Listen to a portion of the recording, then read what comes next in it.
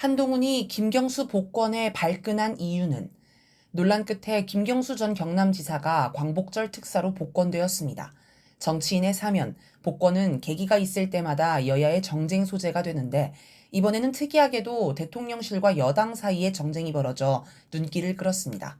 윤석열 대통령이 김경수 복권을 추진하자 한동훈 국힘당 대표가 강하게 반발한 것인데요. 한동훈이 직접 전면에 나서지는 않았지만 측근을 통해 복권을 반대하고 특히 국힘당 당원 게시판에 한 대표 지지자 카페 위드훈이가 움직인 것으로 추정되는 게시물 도배가 이루어졌습니다. 대부분의 내용은 윤 대통령에 대한 지지를 철회한다. 대통령 탈당하라. 보수를 배신했다. 당원 가슴에 대못을 박았다. 자존심을 무참히 짓밟았다. 한동훈 대표 힘내라. 라는 것이었습니다. 윤석열이 김경수를 복권한 이유를 두고 대부분은 야권 분열을 노린 것으로 해석합니다. 민주당 당대표 경선에서 이재명 후보가 득표율 85.4%로 신임 당대표로 선출됐습니다. 차기 대통령 적합도에서도 여야를 통틀어 압도적 1위를 유지하고 있습니다. 이대로 가면 다음 대선은 보남 하나입니다. 그래서 야권 분열을 위해 이재명 대항마를 풀어놓는 것 아니냐는 것이지요. 김경수가 정치활동을 재개하면 민주당 내 친문 세력의 중심이 될 수 있습니다.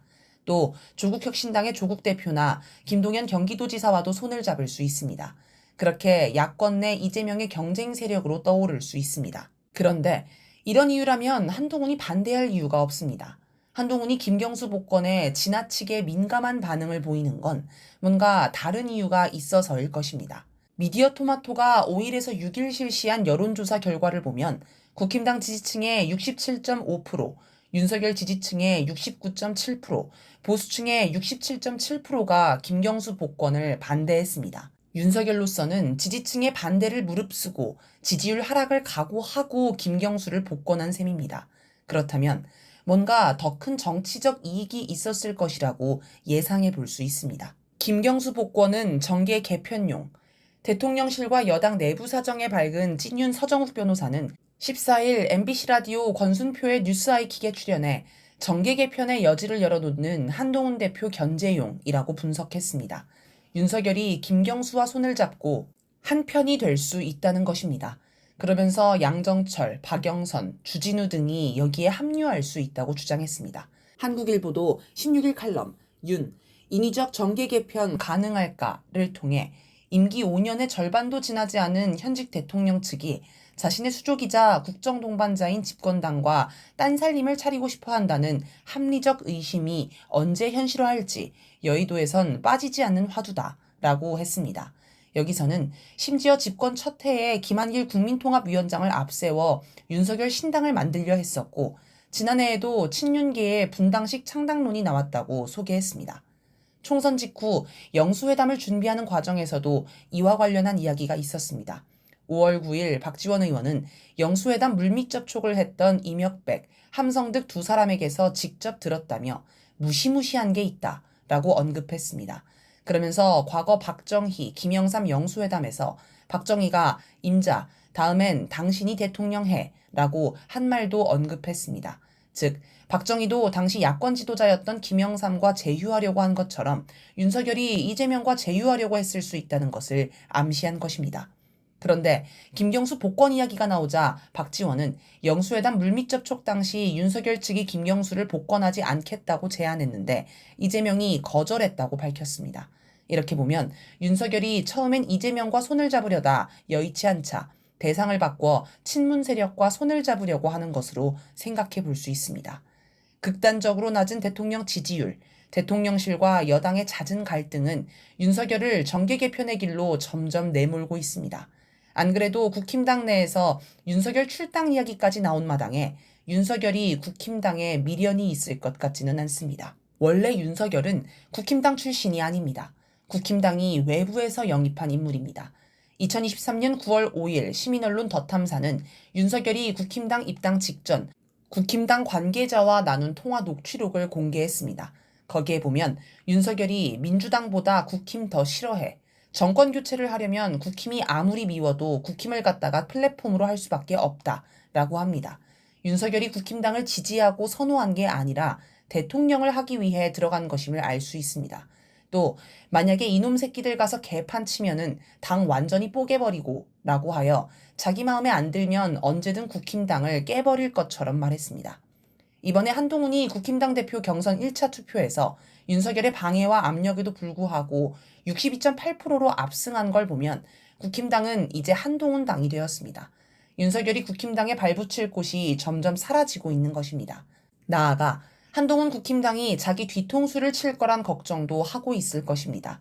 최근 김건희와 전화통화를 하는 사이라는 게 드러나 눈길을 끈 진중권 광운대 특임 교수는 13일 유튜브 채널 시사저널 TV에 출연해 윤 대통령으로선 국민의힘이 자신의 당인 줄 알았는데 전당대회 결과를 보니 당원 3분의 2가 한 대표의 편이었다.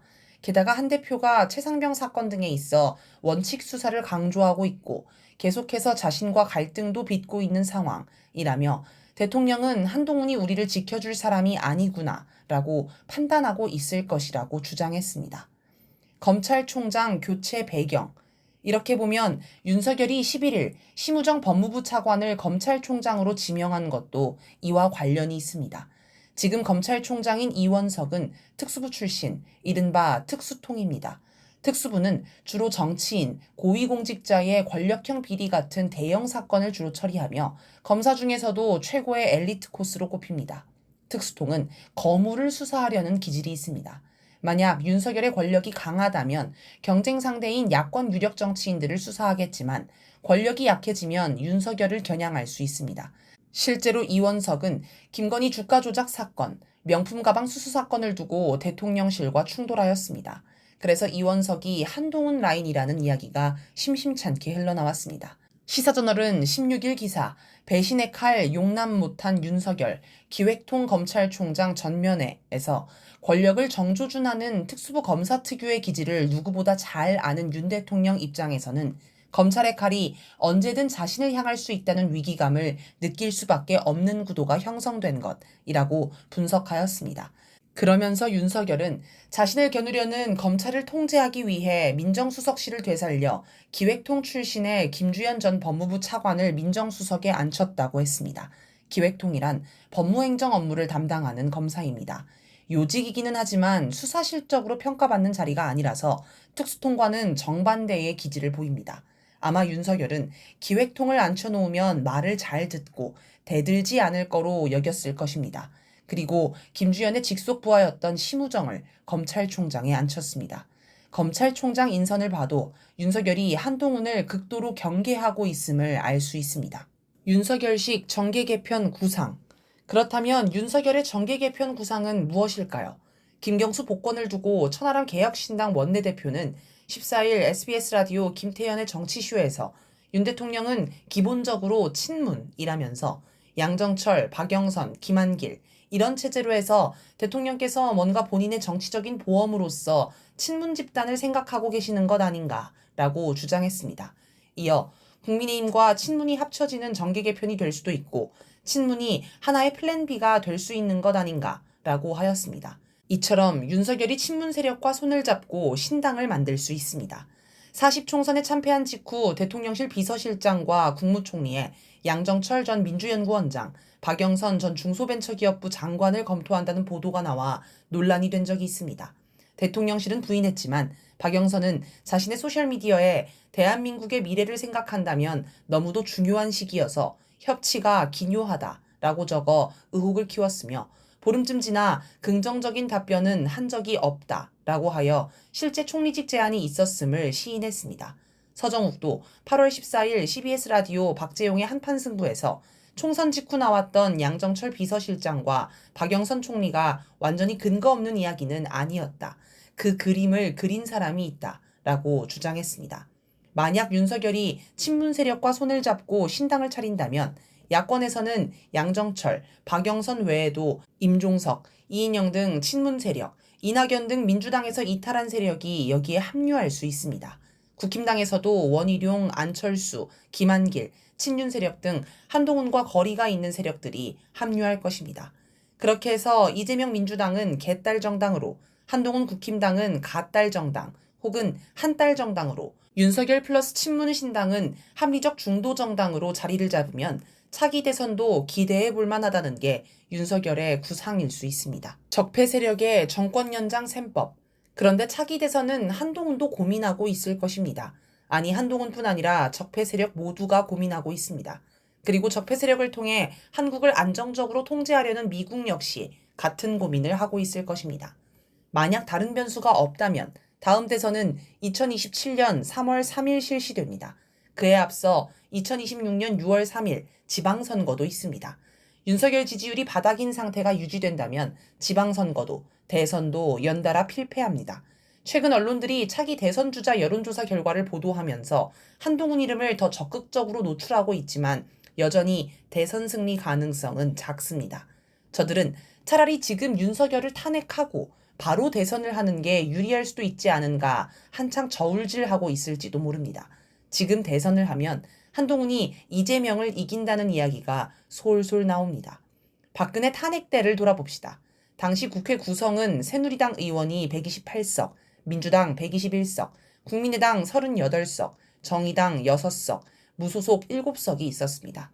2016년 12월 9일 국회 표결에는 새누리당 1명을 제외한 299명이 참석했고 탄핵 찬성에 234표, 반대 56표, 기권 2표, 무효 7표가 나왔습니다. 아무리 적게 잡아도 새누리당에서 62표, 거의 절반 가까운 수의 찬성표가 나온 것입니다. 이는 탄핵에 찬성한다고 사전에 밝힌 44명 외에도 꽤 많은 의원이 찬성표를 던졌다는 뜻입니다.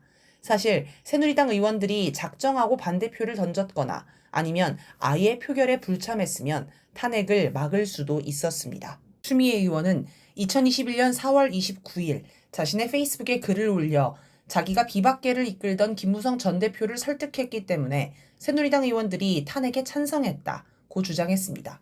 그는 탄핵 발의를 앞둔 2016년 11월 30일 김무성을 만나 형사 책임과 달리 탄핵 재판은 헌법에 대한 태도 책임을 묻는다는 뜻의 행상 책임인 것이어서 조기에 탄핵 결론이 날 수 있다라고 설명했고 여기에 김무성이 수긍했다고 밝혔습니다.